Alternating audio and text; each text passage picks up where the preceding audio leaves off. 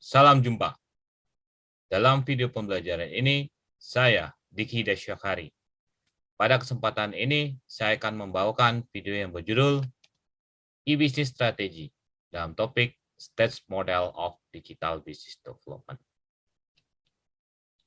Landing objektif pada video ini, ketika telah menyelesaikan video ini, rekan-rekan akan dapat pertama, memahami resources analysis untuk bisnis digital.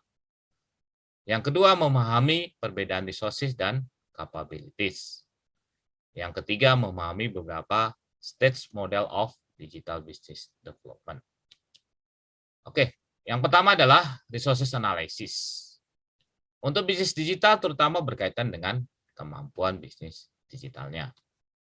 Resources analysis untuk bisnis digital yaitu sejauh mana perusahaan memiliki infrastruktur teknologi dan aplikasi yang sesuai serta sumber daya keuangan dan manusia untuk mendukungnya.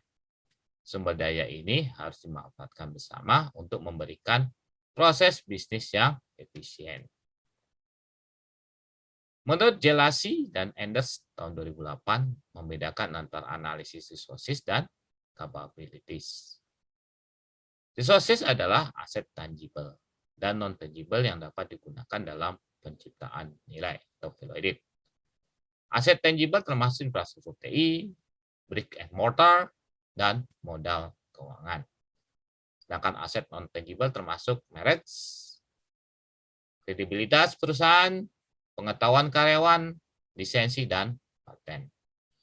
Sedangkan capabilities mewakili kemampuan perusahaan untuk menggunakan sumber daya secara efektif untuk mendukung penciptaan nilai atau value added. Mereka bergantung pada struktur dan proses yang digunakan untuk mengelola bisnis digital. Kita beranjak pada model tahap pengembangan bisnis digital. Tahap ini sangat membantu dalam meninjau beberapa maju perusahaan dalam penggunaan sumber daya teknologi informasi dan komunikasi untuk mendukung prosesnya. Ada beberapa model dalam tahap pengembangan bisnis digital. Saat menilai penggunaan TIK di dalam perusahaan atau di seluruh pasar, penting untuk menganalisis sejauh mana organisasi telah menerapkan infrastruktur teknologi dan struktur pendukung untuk mencapai bisnis digital. Berdasarkan Quick dan Klein tahun 96, mengembangkan model 5 tahap yang mengacu pada pengembangan e-commerce dan sisi penjualan. Tahap tersebut tetap relevan hingga saat ini. Untuk perusahaan yang sudah ada, tahapannya adalah yang pertama adalah image and product information. Situs web, brosureware, dasar atau keberadaan di directory online. Yang kedua adalah information correction. Pertanyaan difasilitasi melalui online form.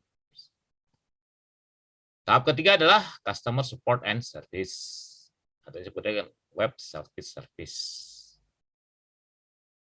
Didukung melalui pertanyaan yang sering diajukan dan kemampuan untuk mengajukan pertanyaan melalui forum atau online. Tahapan keempat adalah internal support and service.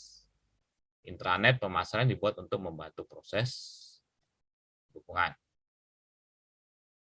Yang kelima adalah transaksional atau transaksi keuangan seperti penjualan online atau pembuatan sistem CRM di mana pelanggan dapat mengakses informasi produk dan pesanan yang terperinci melalui internet.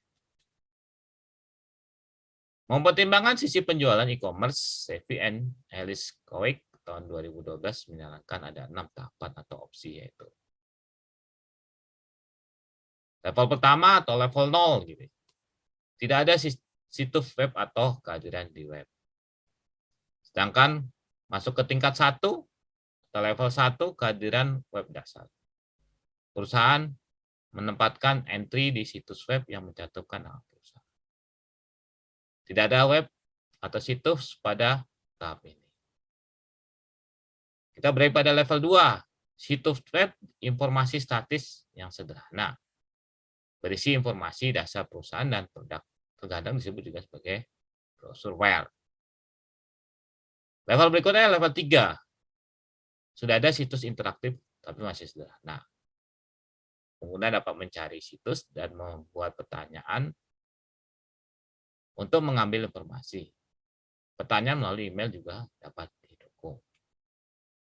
Berikutnya level 4, situs sudah interaktif yang mendukung transaksi dengan pengguna. Fungsi yang ditawarkan akan bervariasi menurut perusahaan, tetapi biasanya terbatas pada pembelian online. Dan yang terakhir yang paling tinggi adalah level 5, situs yang sepenuhnya interaktif, yang mendukung seluruh proses pembelian, menyediakan relationship marketing dengan pelanggan individu dan memfasilitasi berbagai marketing exchange. Dalam pengembangan model juga telah diterapkan untuk bisnis UKM seperti Levy dan Powell tahun 2003. Meninjau tingkat adopsi yang berbeda yang secara umum memiliki 4 tahap. Pertama adalah publish, berinteraksi, bertransaksi, dan mengintegrasikan. Oke, demikian video pembelajaran pada kesempatan ini. Terima kasih atas perhatiannya. Sampai jumpa pada video pembelajaran lainnya.